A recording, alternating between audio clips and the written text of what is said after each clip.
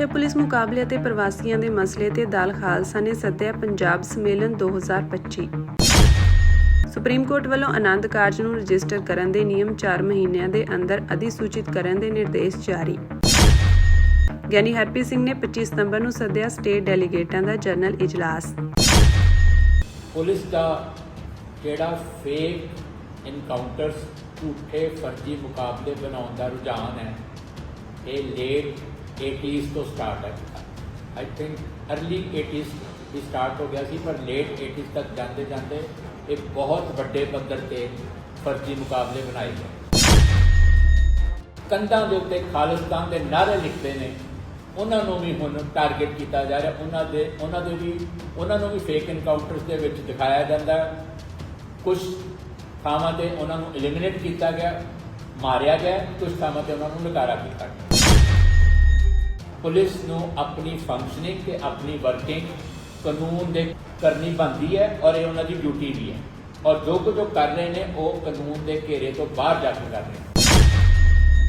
State ਦੁਆਰਾ ਫਰਜ਼ੀ ਮੁਕਾਬਲੇ ਤਸ਼ੱਦਦ ਰਾਹੀਂ ਹਿੰਸਾ, ਪਾਣੀ ਦੀ ਹਥਿਆਰ ਵਜੋਂ ਵਰਤੋਂ ਅਤੇ ਸਰਕਾਰੀ ਸ਼ੈਅ ਪ੍ਰਾਪਤ ਪ੍ਰਵਾਸ ਰਾਹੀਂ ਸਮਾਜ ਵਿੱਚ ਉਥਲ-ਪੁਥਲ ਅਤੇ ਡੈਮੋਗ੍ਰਾਫਿਕ ਵਿਗਾੜ ਨੂੰ ਪੰਜਾਬ ਲਈ ਗੰਭੀਰ ਚੁਣੌਤੀਆਂ ਮੰਨਦਿਆਂ ਦਲ ਖਾਲਸਾ ਨੇ ਪੰਜਾਬ ਸੰਮੇਲਨ 2025 ਦੇ ਸਿਰਲੇਖ ਹੇਠ ਪੰਜਾਬ ਦੀ ਨੁਮਾਇੰਦਗੀ ਕਰਨ ਵਾਲੇ ਚੋਣਵੇਂ ਰਾਜਸੀ ਤੇ ਸਮਾਜਿਕ ਆਗੂ ਅਤੇ ਮਨੁੱਖੀ ਅਧਿਕਾਰਾਂ ਦੇ ਕਾਰਕੁਨਾਂ ਦਾ ਐਤਵਾਰ 21 ਸਤੰਬਰ ਨੂੰ ਜਲੰਧਰ ਵਿਖੇ ਇਕੱਠ ਸੱਦਿਆ ਹੈ। ਸੰਮੇਲਨ ਦੀ ਪ੍ਰਧਾਨਗੀ ਪੰਜਾਬ ਮਨੁੱਖੀ ਅਧਿਕਾਰ ਸੰਗਠਨ ਦੇ ਚੇਅਰਮੈਨ ਜਸਟਿਸ ਸਰਦਾਰ ਰਣਜੀਤ ਸਿੰਘ ਕਰਨਗੇ, ਜਿਸ ਵਿੱਚ ਪੰਜਾਬ ਨੂੰ ਦਰਪੇਸ਼ ਸਮੱਸਿਆਵਾਂ ਤੇ ਗੰਭੀਰ ਚੁਣੌਤੀਆਂ ਪ੍ਰਤੀ ਸਮੂਹਿਕ ਸਮਝ ਪੈਦਾ ਕਰਨ, ਕਾਰਜਸ਼ੀਲ ਹੱਲ ਅਤੇ ਰੋਡ ਮੈਪ ਤੈਅ ਕਰਨ ਲਈ ਵਿਚਾਰ ਚਰਚਾ ਹੋਵੇਗੀ। ਦਲ ਖਾਲਸਾ ਦੇ ਆਗੂਆਂ ਅਨੁਸਾਰ ਇਕੱਤਰਤਾ ਦਾ ਉਦੇਸ਼ ਸਮੂਹਿਕ ਕੌਮੀ ਸਾਂਝੀ ਰਾਏ ਬਣਾਉਣਾ ਹੈ, ਕਾਰਜਸ਼ੀਲ ਰਾਹ ਕੱਢਣਾ ਹੈ ਅਤੇ ਪੰਜਾਬ ਦੀ ਸ਼ਾਨ, ਸੁਰੱਖਿਆ, ਸਵੈ ਸ਼ਾਸਨ ਤੇ ਸਥਿਰਤਾ ਨੂੰ ਯਕੀਨੀ ਬਣਾਉਣ ਲਈ ਇੱਕ ਰੋਡ ਮੈਪ ਤਿਆਰ ਕਰਨਾ ਹੈ।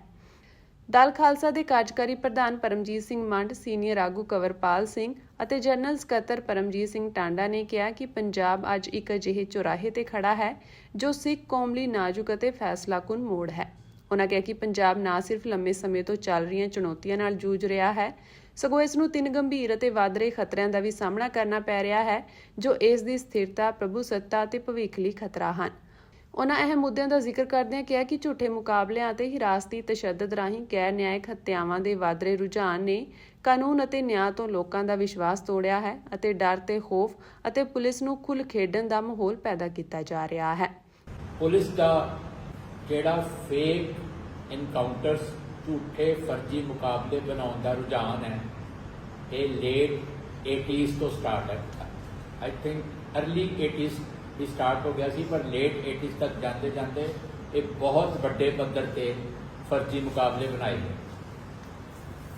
ਬਹੁਤ ਸਾਰੇ ਜੁਝਾਰੂ ਸਿੰਘਾਂ ਨੂੰ ਅਤੇ ਹੋਰ ਜਿਹੜੇ ਸੰਘਰਸ਼ ਨਾਲ ਜੁੜੇ ਜਾਂ ਜਿਹੜੇ ਸੰਘਰਸ਼ ਦੇ ਸਪੋਰਟਰ ਸੀ ਉਹਨਾਂ ਨੂੰ ਵੱਡੀ ਪੱਧਰ ਤੇ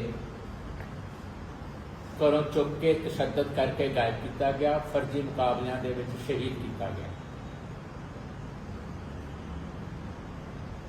ਔਰ ਬਹੁਤ ਸਾਰੇ ਨੌਜਵਾਨ ਉਸ ਵੇਲੇ ਜੁਝਾਰੂ ਸਫਾਂ ਦੇ ਵਿੱਚ ਪੁਲਿਸ ਦੇ ਇਸ ਤਸ਼ੱਦਦ, ਇਸ ਦਰਿੰਦਗੀ ਕਾਰਨ ਸ਼ਾਮਲ ਹੋਏ।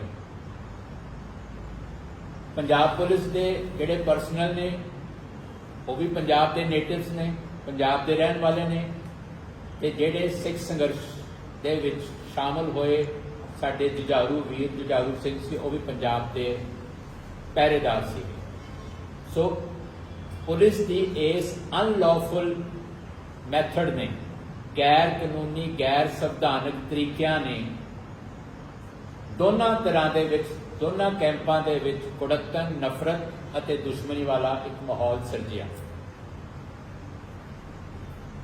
ਕਾਫੀ ਲੰਮੇ ਸਮੇਂ ਤੋਂ ਇਹ ਜਿਹੜੀ ਫੇਕ ਐਨਕਾਊਂਟਰਸ ਦੀ ਪ੍ਰਥਾ ਸੀ ਇਸ ਦੇ ਉੱਤੇ ਇੱਕ ਰੋਕਥਾਮ ਲੱਗੀ ਹੋਈ ਸੀ, ਬਟ ਪਿਛਲੇ ਕੁਝ ਸਮੇਂ ਤੋਂ ਦੁਬਾਰਾ ਪੁਲਿਸ ਨੇ ਆਪਣੀ ਇਸ ਪਾਲਿਸੀ ਨੂੰ ਰਿਵਾਈਜ਼ ਕੀਤਾ। ਬੇਸ਼ੱਕ ਇਸ ਵਾਰ ਉਹਨਾਂ ਨੇ ਸਿੱਧੇ ਨੌਜਵਾਨਾਂ ਨੂੰ ਐਲੀਮੀਨੇਟ ਕਰਨ ਦੀ ਥਾਂ ਇੱਕ ਨਵੀਂ ਜਿਹੜੀ ਰਿਵਾਈਜ਼ਡ ਉਹਨਾਂ ਦੀ ਪਾਲਿਸੀ ਉਹਦੇ 'ਚ ਉਹ ਨੌਜਵਾਨਾਂ ਨੂੰ ਨਕਾਰਾ ਕਰ ਰਹੇ ਨੇ, ਡਿਸੇਬਲਡ ਕਰ ਰਹੇ ਨੇ। ਜਿਹੜੀ ਪੋਲੀਟੀਕਲ ਲੀਡਰਸ਼ਿਪ ਹੈ ਉਹ ਪੁਲਿਸ ਲੀਡਰਸ਼ਿਪ ਦੀ ਕੈਪਟਿਵ ਬਣ ਕੇ ਵਿਚਰ ਰਹੀ ਹੈ। ਸਾਡੀ ਗਵਰਨਮੈਂਟ ਨੂੰ, ਪੋਲੀਟੀਕਲ ਲੀਡਰਸ਼ਿਪ ਨੂੰ, ਪੋਲੀਟੀਕਲ ਪਾਰਟੀਆਂ ਨੂੰ ਤੇ ਪੁਲਿਸ ਲੀਡਰਸ਼ਿਪ ਨੂੰ ਇਹ ਚੇਤਾਵਨੀ ਹੈ ਕਿ ਉਹਨਾਂ ਨੂੰ ਆਪਣੇ ਇਸ ਅਨਲੌਫੁਲ ਅਨਕਨਸਟੀਟਿਊਸ਼ਨਲ ਤਰੀਕਿਆਂ ਨੂੰ ਬੰਦ ਕਰਨਾ ਪਵੇਗਾ। ਦੂਜਾ, ਸੂਬਾ ਸਰਕਾਰ ਦੀ ਲਾਪਰਵਾਹੀ ਅਤੇ ਡੈਮਾਂ ਦੇ ਪ੍ਰਬੰਧ ਠੀਕ ਨਾ ਹੋਣ ਕਾਰਨ ਪਿਛਲੇ ਮਹੀਨੇ ਆਏ ਹੜ੍ਹਾਂ ਰਾਹੀਂ ਪਾਣੀ ਨੂੰ ਇੱਕ ਹਥਿਆਰ ਵਜੋਂ ਵਰਤਿਆ ਗਿਆ, ਜਿਸ ਨਾਲ ਖੇਤੀਬਾੜੀ ਤੇ ਬੁਨਿਆਦੀ ਢਾਂਚੇ ਨੂੰ ਨੁਕਸਾਨ ਪਹੁੰਚਿਆ ਹੈ ਅਤੇ ਲੋਕਾਂ ਨੂੰ ਆਰਥਿਕ ਸੱਟ ਵੱਜੀ ਹੈ। ਤੀਜਾ, ਪ੍ਰਵਾਸੀ ਮਜ਼ਦੂਰਾਂ ਦੀ ਵਾਧੀ ਅਤੇ ਬੇਰੋਕ ਆਮਦ ਪੰਜਾਬ ਦੇ ਸਮਾਜਿਕ ਤੇ ਰਾਜਨੀਤਿਕ ਤਾਣੇ-ਬਾਣੇ ਲਈ ਖਤਰਾ ਬਣ ਚੁੱਕੀ ਹੈ। ਇਹਨਾਂ ਦੀ ਬੇਲੋੜੀ ਆਮਦ ਆਬਾਦੀ ਦੇ ਸੰਤੁਲਨ ਨੂੰ ਵਿਗਾੜਨ ਦੇ ਨਾਲ-ਨਾਲ ਸੱਭਿਆਚਾਰਕ ਪਛਾਣ, ਆਰਥਿਕ ਸੁਰੱਖਿਆ ਤੇ ਰਾਜਨੀਤਿਕ ਖੁਦਮੁਖਤਿਆਰੀ ਲਈ ਚਿੰਤਾਵਾਂ ਪੈਦਾ ਕਰ ਰਹੀ ਹੈ। ਜਿਵੇਂ ਜਿਵੇਂ ਉਹਨਾਂ ਨੂੰ ਇੱਥੇ ਪੱਕਿਆਂ ਕੀਤਾ ਗਿਆ, ਜਿਵੇਂ ਜਿਵੇਂ ਉਹਨਾਂ ਦੇ ਪਿੱਛੇ ਇੰਡੀਅਨ ਸਟੇਟ ਨੇ ਸਪੋਰਟ ਕੀਤੀ, ਉਵੇਂ ਇੱਥੋਂ ਦੀ ਪੰਜਾਬ ਦੀ ਜਿਹੜੀ ਪੋਲੀਟੀਕਲ ਤੇ ਸੋਸ਼ਲ ਫੈਬਰਿਕ ਹੈ ਉਸ ਨੂੰ ਖੋਰਾ ਲੱਗਣਾ ਸ਼ੁਰੂ ਹੋਇਆ, ਉਸ ਨੂੰ ਸੱਟ ਵੱਜਣੀ ਸ਼ੁਰੂ ਹੋਈ। ਫਿਰ ਇਸ ਦੇ ਨਾਲ ਹੀ ਜਿਹੜੀ ਸਾਡੀ ਡੈਮੋਗ੍ਰਾਫਿਕ ਸੰਤੁਲਨ ਸੀਗਾ, ਬੈਲੈਂਸ ਸੀਗਾ, ਉਸ ਨੂੰ ਵੀ ਉਸ ਦੇ ਵਿੱਚ ਵੀ ਵਿਗਾੜ ਪਿਆ ਔਰ ਇਸ ਵਿਗਾੜ ਦੇ ਨਾਲ ਉਹਨਾਂ ਦੀ ਜਿਹੜੀ ਮਾਈਗ੍ਰੇਸ਼ਨ ਸੀ ਉਹ ਇੱਕ ਖਾਸ ਕਿਸਮ ਦੇ ਡਿਜ਼ਾਈਨ ਤੇ ਸਾਜ਼ਿਸ਼ ਨਾਲ ਕਰਵਾਈ ਗਈ ਔਰ ਇਹ ਸਾਰਾ ਕੁਝ 1990 ਤੋਂ ਬਾਅਦ ਬਹੁਤ ਤੇਜ਼ੀ ਨਾਲ ਹੋਇਆ। ਅਪਰਾਧਿਕ ਗਿਣਤੀ ਵਾਲੇ ਲੋਕ ਇੱਥੇ ਆ ਕੇ ਸੈਟਲਡ ਹੋਏ ਔਰ ਜਿਸ ਤਰੀਕੇ ਦੇ ਨਾਲ ਉਹਨਾਂ ਨੇ ਆ ਕੇ ਇੱਥੇ ਨਸ਼ੇ ਲਿਆਂਦੇ, ਜਿਸ ਤਰੀਕੇ ਦੇ ਨਾਲ ਪੰਜਾਬ ਦੇ ਕਲਚਰ ਨੂੰ ਮਲੀਨ ਕੀਤਾ ਔਰ ਜਿਸ ਤਰੀਕੇ ਦੇ ਨਾਲ ਹੁਣ ਉਹ ਅਪਰਾਧ ਕਰ ਰਹੇ ਨੇ, ਉਹ ਹੱਦਾਂ ਸਭ ਟੱਪ ਚੁੱਕੇ ਨੇ। ਔਰ ਜਦੋਂ ਪੰਜਾਬ ਜਦ ਵੀ ਬੋਲਿਆ ਆਪਣੇ ਪੰਜਾਬ ਦੀ ਡਿਗਨਿਟੀ ਲਈ, ਪੰਜਾਬ ਦੇ ਲੋਕਾਂ ਦੇ ਸਵੈਮਾਨ ਲਈ ਜਦ ਵੀ ਬੋਲਿਆ ਤੇ ਹਿੰਦੁਸਤਾਨ ਨੇ, ਮੀਡੀਆ ਨੇ ਰੌਲਾ ਪਾਇਆ। ਸਾਨੂੰ ਹਰ ਵਾਰ ਇਹ ਡਰਾਇਆ ਜਾਂਦਾ ਕਿ ਤੁਹਾਡੇ ਸਿੱਖ, ਤੁਹਾਡੇ ਪੰਜਾਬੀ ਵੀ ਦੂਜੇ ਸੂਬਿਆਂ ਦੇ ਵਿੱਚ ਰਹਿੰਦੇ ਨੇ, ਬਾਹਰਲੇ ਮੁਲਕਾਂ ਦੇ ਵਿੱਚ ਰਹਿੰਦੇ ਨੇ। ਅਗਰ ਤੁਸੀਂ ਕਲੀਅਰਲੀ ਸਟੱਡੀ ਕਰੋ ਤੇ ਬਾਹਰਲੇ ਮੁਲਕਾਂ ਦੇ ਵਿੱਚ ਸੈਟਲਡ ਪੰਜਾਬੀ ਜਾਂ ਸਿੱਖ ਤੇ ਬਾਹਰਲੇ ਸੂਬਿਆਂ ਦੇ ਵਿੱਚ ਸੈਟਲਡ ਪੰਜਾਬੀ ਤੇ ਸਿੱਖ ਕਿਸੇ ਦੂਸਰੀ ਜਗ੍ਹਾ ਤੇ ਜਾ ਕੇ ਨਾ ਉੱਥੋਂ ਦਾ ਕਲਚਰ ਪੋਲਿਊਟ ਕਰਦੇ ਨੇ, ਨਾ ਉੱਥੋਂ ਦੀ ਬੋਲੀ ਨੂੰ ਮਾਰਦੇ ਨੇ, ਨਾ ਉੱਥੇ ਜਾ ਕੇ ਕ੍ਰਾਈਮ ਕਰਦੇ ਨੇ, ਨਾ ਉੱਥੇ ਜਾ ਕੇ ਕੁਝ ਐਸਾ ਕਰਦੇ ਨੇ ਜਿਹੜਾ ਉੱਥੋਂ ਦੀ ਸੁਸਾਇਟੀ ਨੂੰ ਇੱਕ ਚੈਲੰਜ ਹੋਵੇ ਜਾਂ ਉੱਥੋਂ ਦੇ ਲੋਕਾਂ ਦੇ ਲਈ ਇੱਕ ਪ੍ਰੋਬਲਮ ਬਣੇ।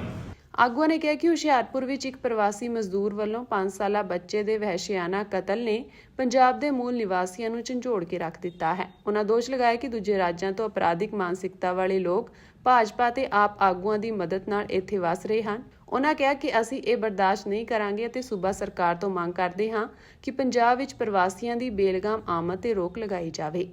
ਅੱਜ ਇੰਗਲਿਸ਼ ਟ੍ਰਿਬਿਊਨ ਦੇ ਫਰੰਟ ਪੇਜ ਤੇ ਜਿਹੜਾ ਪਿਛਲੇ ਹੁਸ਼ਿਆਰਪੁਰ ਦੇ ਵਿੱਚ ਗ੍ਰਿਊਸਮ ਮਰਡਰ ਹੋਇਆ 5 ਸਾਲ ਬੱਚੇ ਦਾ, ਉਸ ਤੋਂ ਬਾਅਦ ਜਿਹੜੀ ਇੱਥੇ ਮਾਈਗ੍ਰੈਂਟ ਲੇਬਰ ਦੇ ਖਿਲਾਫ ਇੱਕ ਨੈਰੇਟਿਵ ਸਿਰਜਿਆ ਜਾ ਰਿਹਾ ਕਿ ਅਪਰਾਧਿਕ ਬਿਰਤੀ ਵਾਲੇ ਲੋਕਾਂ ਨੂੰ ਇੱਥੋਂ ਵਾਪਸ ਭੇਜਿਆ ਜਾਵੇ, ਕਾਨੂੰਨ ਬਣਾਏ ਜਾਣ, ਰੂਲਸ ਬਣਾਏ ਜਾਣ, ਫਸਟ ਪ੍ਰਾਇੋਰਟੀ ਪੰਜਾਬੀਜ਼ ਨੂੰ ਦਿੱਤੀ ਜਾਵੇ, ਜਿਹੜੇ ਇੱਥੋਂ ਦੇ ਸਨ ਆਫ ਦ ਸੋਇਲ ਨੇ, ਜਿਹੜੇ ਇੱਥੋਂ ਦੇ ਵਸਨੀਕ ਨੇ, ਉਹਨਾਂ ਨੂੰ ਪ੍ਰਾਇੋਰਟੀ ਦਿੱਤੀ ਜਾਵੇ।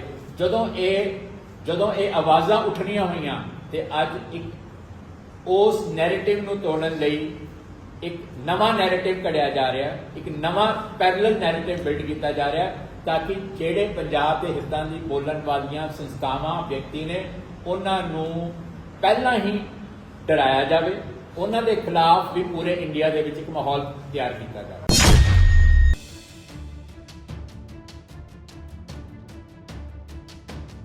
ਸੁਪਰੀਮ ਕੋਰਟ ਨੇ ਸੂਬਿਆਂ ਅਤੇ ਕੇਂਦਰ ਸ਼ਾਸਿਤ ਪ੍ਰਦੇਸ਼ਾਂ ਨੂੰ ਆਨੰਦ ਕਾਰਜ ਨੂੰ ਰਜਿਸਟਰ ਕਰਨ ਦੇ ਨਿਯਮਾਂ ਨੂੰ 4 ਮਹੀਨਿਆਂ ਦੇ ਅੰਦਰ ਅਧਿਸੂਚਿਤ ਕਰਨ ਦੇ ਨਿਰਦੇਸ਼ ਦਿੱਤੇ ਹਨ।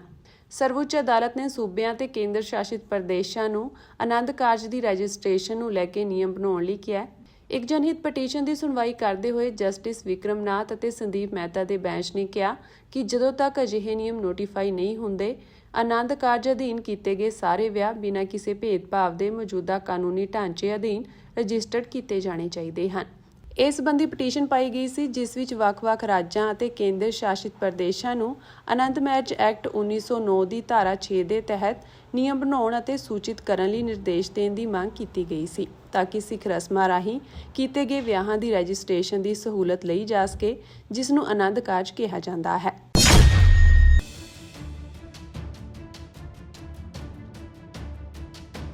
ਪਾਰਟੀ ਦਫ਼ਤਰ ਤੋਂ ਜਾਰੀ ਬਿਆਨ ਵਿੱਚ ਜਾਣਕਾਰੀ ਦਿੱਤੀ ਗਈ ਹੈ ਕਿ ਸ਼੍ਰੋਮਣੀ ਅਕਾਲੀ ਦਲ ਪ੍ਰਧਾਨ ਜਥੇਦਾਰ ਗਿਆਨੀ ਹਰਪ੍ਰੀਤ ਸਿੰਘ ਵੱਲੋਂ 25 ਸਤੰਬਰ ਨੂੰ ਪਾਰਟੀ ਦੇ ਸਟੇਟ ਡੈਲੀਗੇਟਾਂ ਦਾ ਜਨਰਲ ਇਜਲਾਸ ਬੁਲਾਇਆ ਗਿਆ ਹੈ। ਇਹ ਸਟੇਟ ਜਨਰਲ ਇਜਲਾਸ ਸ਼੍ਰੀ ਅਨੰਦਪੁਰ ਸਾਹਿਬ ਵਿਖੇ ਸੱਦਿਆ ਗਿਆ ਹੈ। ਇਜਲਾਸ ਸਵੇਰੇ 10:30 ਵਜੇ ਅਰਦਾਸ ਕਰਨ ਉਪਰੰਤ ਸ਼ੁਰੂ ਹੋਵੇਗਾ। ਦਫ਼ਤਰ ਤੋਂ ਜਾਰੀ ਬਿਆਨ ਵਿੱਚ ਜਾਣਕਾਰੀ ਦਿੱਤੀ ਗਈ ਹੈ ਕਿ ਸਟੇਟ ਡੈਲੀਗੇਟ ਇਜਲਾਸ ਵਿੱਚ ਪਾਰਟੀ ਦੇ ਅਗਲੇ ਪ੍ਰੋਗਰਾਮ ਨੂੰ ਲੈ ਕੇ ਜਿੱਥੇ ਵਿਸਤਾਰ ਸਹਿਤ ਚਰਚਾ ਹੋਵੇਗੀ, ਉੱਥੇ ਹੀ ਪਾਰਟੀ ਦੇ ਸੰਗਠਨ ਨੂੰ ਮਜ਼ਬੂਤ ਕਰਨ ਲਈ ਰਾਏਸ਼ੁਮਾਰੀ ਕੀਤੀ ਜਾਵੇਗੀ।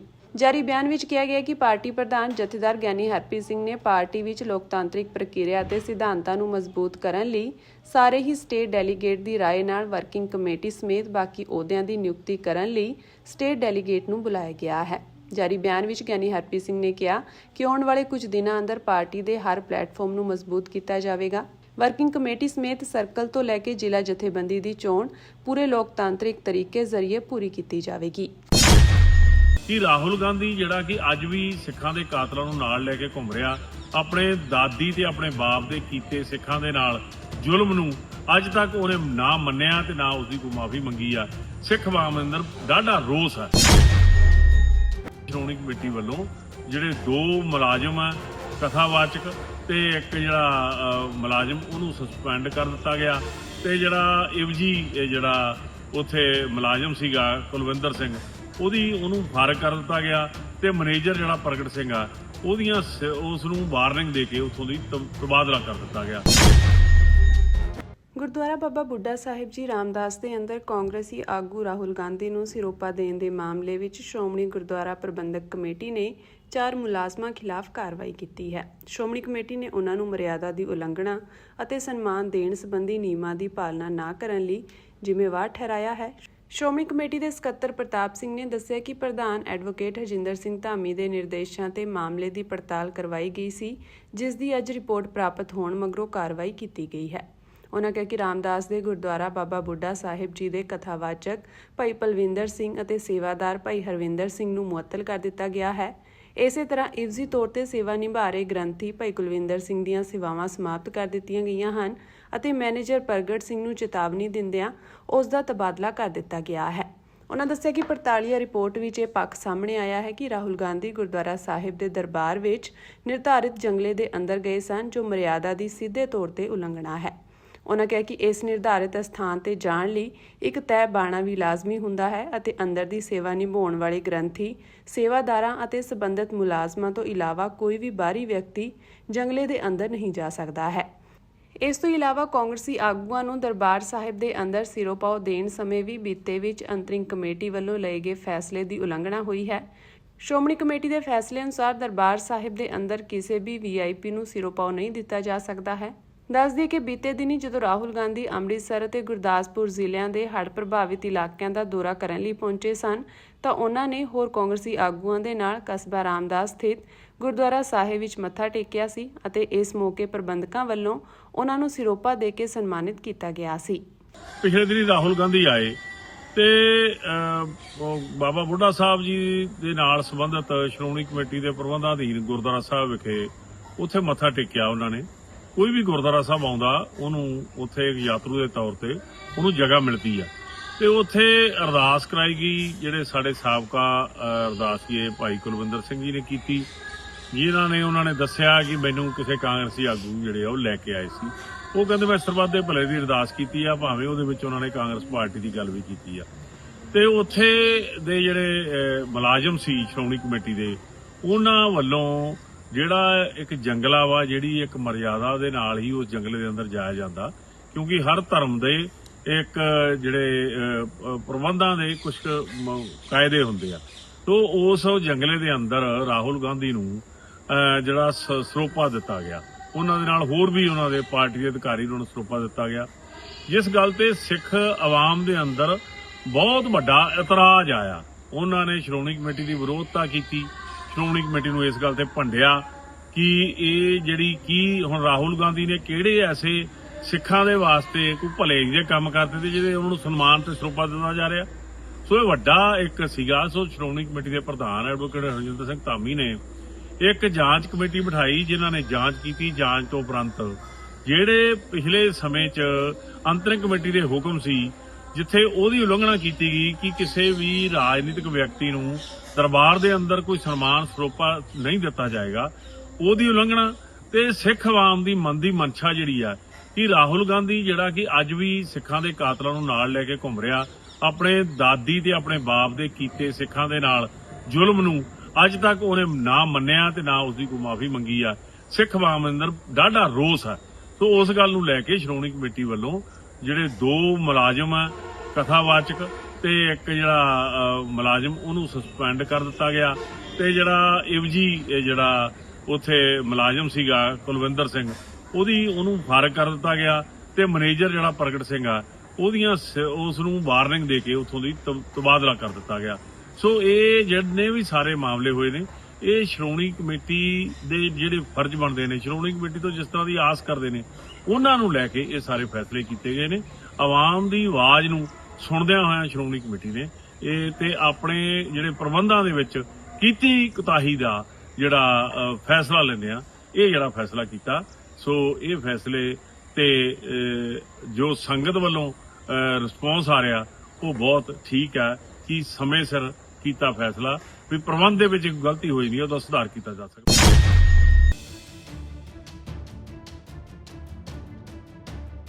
ਮਨੁੱਖੀ ਅਧਿਕਾਰਾਂ ਦੇ ਰਾਖੇ ਸ਼ਹੀਦ ਭਾਈ ਜਸਵੰਤ ਸਿੰਘ ਖਾਲੜਾ ਦੇ 30ਵੇਂ ਸ਼ਹੀਦੀ ਦਿਹਾੜੇ ਤੇ BC ਕੈਨੇਡਾ ਸਰਕਾਰ ਵੱਲੋਂ ਵਿਕਟੋਰੀਆ BC ਲੈਜਿਸਲੇਸ਼ਨ ਵਿੱਚ ਸ਼ਹੀਦ ਭਾਈ ਜਸਵੰਤ ਸਿੰਘ ਖਾਲੜਾ ਨੂੰ ਸਮਰਪਿਤ ਪ੍ਰੋਕਲੇਮੇਸ਼ਨ ਜਾਰੀ ਕੀਤਾ ਗਿਆ। BC ਸਰਕਾਰ ਵੱਲੋਂ ਲੈਫਟੀਨੈਂਟ ਗਵਰਨਰ ਅਤੇ ਅਟਾਰਨੀ ਜਨਰਲ ਤੇ ਡਿਪਟੀ ਪ੍ਰੀਮੀਅਰ ਦੇ ਦਫ਼ਤਰ ਵੱਲੋਂ ਜਾਰੀ ਐਲਾਨਨਾਮੇ ਵਿੱਚ 6 ਸਤੰਬਰ 2025 ਦਾ ਦਿਨ BC ਕੈਨੇਡਾ ਵਿੱਚ ਜਸਵੰਤ ਸਿੰਘ ਖਾਲੜਾ ਦਿਹਾੜਾ ਐਲਾਨਿਆ ਗਿਆ ਹੈ। BC ਸਰਕਾਰ ਵੱਲੋਂ ਸ਼ਹੀਦ ਖਾਲੜਾ ਨੂੰ ਯਾਦ ਕਰਦਿਆਂ ਐਲਾਨਨਾਮਾ ਸ਼ਲਾਘਾਯੋਗ ਕਦਮ ਹੈ। ਮਨੁੱਖੀ ਅਧਿਕਾਰਾਂ ਨੂੰ ਸਮਰਪਿਤ ਜਥੇਬੰਦੀਆਂ ਅਤੇ ਸਿੱਖ ਭਾਈਚਾਰਾ ਵਿਸ਼ੇਸ਼ ਤੌਰ ਤੇ ਇਸ ਦਾ ਸਵਾਗਤ ਕਰਦਾ ਹੈ। ਜ਼ਿਕਰਯੋਗ ਹੈ ਕਿ 30 ਸਾਲ ਪਹਿਲਾਂ ਸ਼ਹੀਦ ਭਾਈ ਜਸਵੰਤ ਸਿੰਘ ਖਾਲੜਾ ਨੂੰ ਮਨੁੱਖੀ ਅਧਿਕਾਰਾਂ ਦੇ ਹੱਕ ਅਤੇ 25,000 ਤੋਂ ਵੀ ਵੱਧ ਸਿੱਖ ਨੌਜਵਾਨਾਂ ਨੂੰ ਝੂਠੇ ਪੁਲਿਸ ਮੁਕਾਬਲੇ ਬਣਾਉਣ ਮਗਰੋਂ ਲਾਵਾਰਿਸ ਲਾਸ਼ਾਂ ਕਰਾਰ ਦੇ ਕੇ ਖੁਰਦ-ਬੁਰਦ ਕਰਨ ਦੇ ਮਾਮਲੇ ਵਿੱਚ ਕੌਮਾਂਤਰੀ ਪੱਧਰ ਤੇ ਆਵਾਜ਼ ਉਠਾਉਣ ਕਰਕੇ ਪੰਜਾਬ ਪੁਲਿਸ ਵੱਲੋਂ ਅਗਵਾ ਕਰਕੇ ਸ਼ਹੀਦ ਕਰ ਦਿੱਤਾ ਗਿਆ ਸੀ। BC ਸਰਕਾਰ ਵੱਲੋਂ ਸਰਦਾਰ ਜਸਵੰਤ ਸਿੰਘ ਖਾਲੜਾ ਯਾਦਗਾਰੀ ਦਿਹਾੜੇ ਤੇ ਐਲਾਨਨਾਮੇ ਵਿੱਚ ਲਿਖਿਆ ਗਿਆ ਹੈ ਕਿ ਇੱਥੋਂ ਦੀ ਸਰਕਾਰ ਮਨੁੱਖੀ ਅਧਿਕਾਰਾਂ ਦੀ ਤਰਜਮਾਨੀ ਕਰਦੀ ਹੈ ਅਤੇ ਸਿੱਖਾਂ ਦੇ ਵਿਸ਼ੇਸ਼ ਯੋਗਦਾਨ ਦੀ ਕਦਰ ਵੀ ਕਰਦੀ ਹੈ। ਸ਼ਹੀਦ ਭਾਈ ਜਸਵੰਤ ਸਿੰਘ ਖਾਲੜਾ ਅੰਤਰਰਾਸ਼ਟਰੀ ਪੱਧਰ ਤੇ ਮਨੁੱਖੀ ਅਧਿਕਾਰਾਂ ਦੇ ਖੇਤਰ ਵਿੱਚ ਸਤਿਕਾਰਤ ਸ਼ਖਸੀਅਤ ਹਨ, ਜਿਸ ਕਰਕੇ 6 ਸਤੰਬਰ 2025 ਦਾ ਦਿਨ BC ਕੈਨੇਡਾ ਵਿੱਚ ਸ਼ਹੀਦ ਭਾਈ ਜਸਵੰਤ ਸਿੰਘ ਖਾਲੜਾ ਦਿਹਾੜਾ ਐਲਾਨਿਆ ਗਿਆ ਹੈ।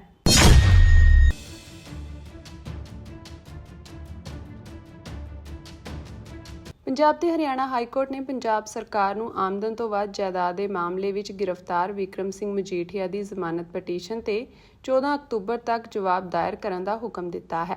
ਨਾਲ ਹੀ ਮਾਮਲੇ ਤੇ ਸਟੇਟਸ ਰਿਪੋਰਟ ਦਾਇਰ ਕਰਨ ਦੇ ਵੀ ਹੁਕਮ ਦਿੱਤੇ ਹਨ।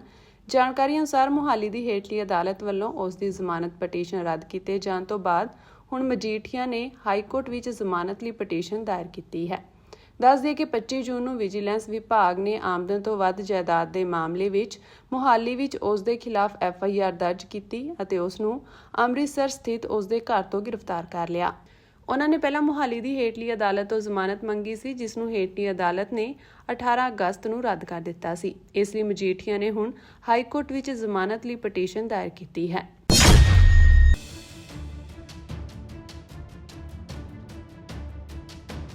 ਯੂਰਪੀਅਨ ਯੂਨੀਅਨ ਨੇ ਹੰਗਰੀ ਦੇ ਵੀਟੋ ਨੂੰ ਨਜ਼ਰਅੰਦਾਜ਼ ਕਰਦਿਆਂ ਜੰਗ ਦੌਰਾਨ ਯੂਕਰੇਨ ਦੀ ਵਿੱਤੀ ਮਜ਼ਬੂਤੀ ਲਈ ਫ੍ਰੀਜ਼ ਕੀਤੀ ਰੂਸੀ ਜਾਇਦਾਦਾਂ ਦੀ ਵਰਤੋਂ ਕਰਨ ਬਾਰੇ ਚਰਚਾ ਕੀਤੀ।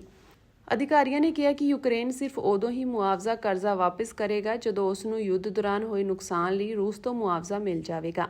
ਇਸ ਸੰਬੰਧੀ ਵਿਚਾਰ ਪਿਛਲੇ ਹਫ਼ਤੇ ਯੂਰਪੀਅਨ ਕਮਿਸ਼ਨ ਦੇ ਪ੍ਰਧਾਨ ਉਰਸੂਲਾ ਵੌਨ ਡੇਰ ਲੇਨ ਵੱਲੋਂ ਪ੍ਰਗਟਾਏ ਗਏ ਸਨ। ਵੌਨ ਡੇਰ ਲੇਨ ਨੇ ਕਿਹਾ ਕਿ ਕਰਜ਼ੇ ਦਾ ਪ੍ਰਬੰਧ ਮਾਸਕੋ ਦੇ ਯੂਕਰੇਨ ਤੇ ਹਮਲੇ ਤੋਂ ਬਾਅਦ ਪੱਛਮ ਵਿੱਚ ਫ੍ਰੀਜ਼ ਕੀਤੀਆਂ ਗਈਆਂ ਰੂਸੀ ਕੇਂਦਰੀ ਬੈਂਕ ਦੀਆਂ ਜਾਇਦਾਦਾਂ ਨਾਲ ਜੁੜੇ ਨਕਦ ਬਕਾਏ ਦੇ ਆਧਾਰ ਤੇ ਕੀਤਾ ਜਾ ਸਕਦਾ ਹੈ ਅਤੇ ਇਸ ਵਿੱਚ ਸੰਪਤੀਆਂ ਨੂੰ ਜ਼ਬਤ ਕਰਨਾ ਸ਼ਾਮਿਲ ਨਹੀਂ ਹੋਵੇਗਾ।